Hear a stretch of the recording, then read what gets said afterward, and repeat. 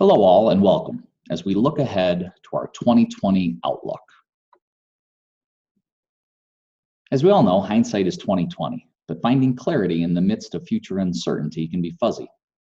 As we look forward to the year 2020 and a new decade, some key trends and market signals will be important to watch, including continued progress in the US-China trade dispute, outlook from corporate America, and continued strength in consumer spending. Trade risk, slower global growth, and the impeachment inquiry have garnered a lot of headlines recently, but behind the scenes, it's the US economy that has remained resilient. Economic data has been meeting lowered expectations, indicating that the expansion is still enduring. We do expect the US economy to continue to grow in 2020 and support gains for stocks, although we are increasingly mindful of our position in the business cycle. At some point in the future, this record-long expansion will come to a close, leaving investors wondering what's next. It's against this backdrop that questions about the next potential recession and the 2020 presidential election continue to be on top of mind for investors. We'll start with a few of our forecasts for 2020. Domestically, we expect 1.75% US GDP growth next year. That forecast reflects the potential for continued trade uncertainty and weak business investment, but also a steady consumer. Globally, Europe and Japan continue to struggle with trade uncertainty, geopolitical concerns, and sluggish growth. We anticipate more opportunities for growth in emerging market economies, countries outside of China mainly, playing a bigger role. On the inflation front, consumer inflation has picked up slightly, but we do believe inflation will continue to grow at a healthy but manageable rate. On the employment side, US job growth has been steady, although recently it started to show signs of moderating, and some cooling down would be expected at this point in the economic cycle. The big one is the recession. Continued trade negotiations and potentially a vicious US trade election season next year lead us to believe that a recession starting in the fourth quarter of 2020 or the first quarter of 2021 could be possible, but not necessarily probable.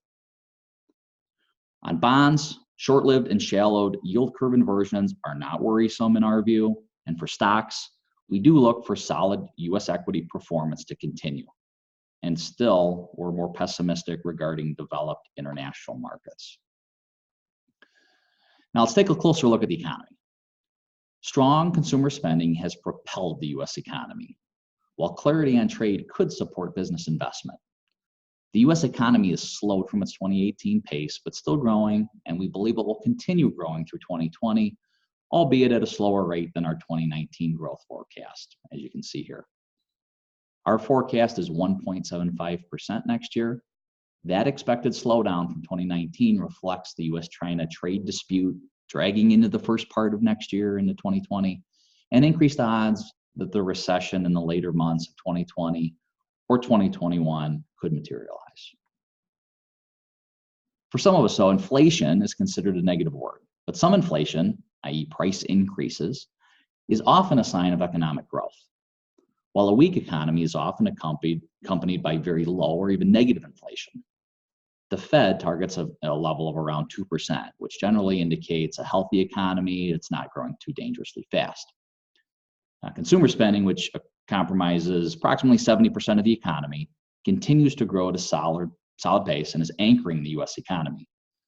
We believe economic factors currently benefiting those consumers and businesses, things like full employment, moderate wage growth, and low interest rates, will help sustain healthy but manageable inflation going forward. The US labor market has remained strong despite signs of weakness in pockets of the US economy. Even though hiring slowed slightly, it still looks healthy, especially considering this economic expansion is in its 11th year. The unemployment rate still stood at 3.6% in October.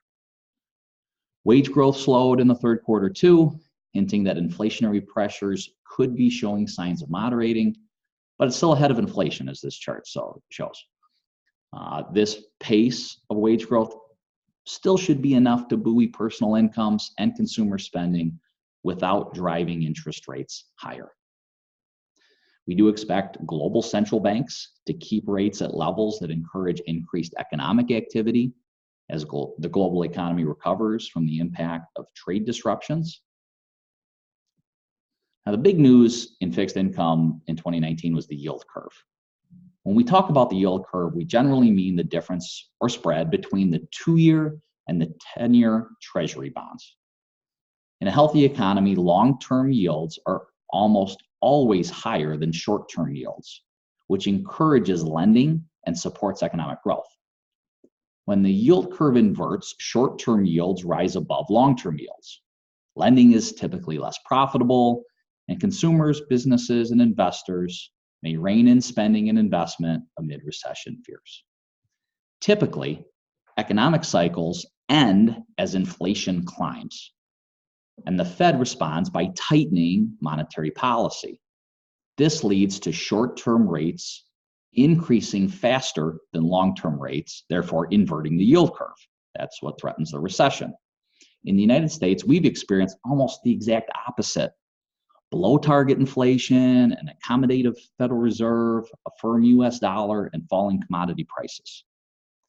Meanwhile, a variety of geopolitical risks have pushed investors that are looking for a safe haven into US Treasuries. Particularly, these are international buyers that are facing negative sovereign debt yields. As a result, the yield curve inversions have been characterized by long-term rates actually falling faster than short-term rates, which has led to increased investor fears of an impending recession. Negative interest rates internationally have been one of the most perplexing developments in the markets in recent years, as this chart here shows. When interest rates are below zero, the lender, in theory, pays the borrower for the privilege of providing the loan. Now, while we do have concerns about how these rates normalize over time, we just don't believe that process will begin anytime soon. European and Japanese rates may still be negative until growth and inflation in those economies pick up. However, with the benefits of monetary policy largely exhausted, that's going to take a while. The gap between US and international yields likely will remain wide and potentially could get wider, keeping upward pressure on the US dollar. At the same time, further potential rate cuts by the Fed and other economic and market forces may keep the dollar in balance overall. Corporate earnings growth has slowed considerably in 2019 as the impact of the 2018 tax cuts created very difficult year-over-year comparison. Global growth has slowed, and of course the tariffs and trade uncertainty weighed heavily. Further progress on the US-China trade conflict could help keep the US economic growth at or above the trend for the current expansion and continue to support corporate revenue growth. In 2019, we've projected the S&P 500 earnings to be at $165.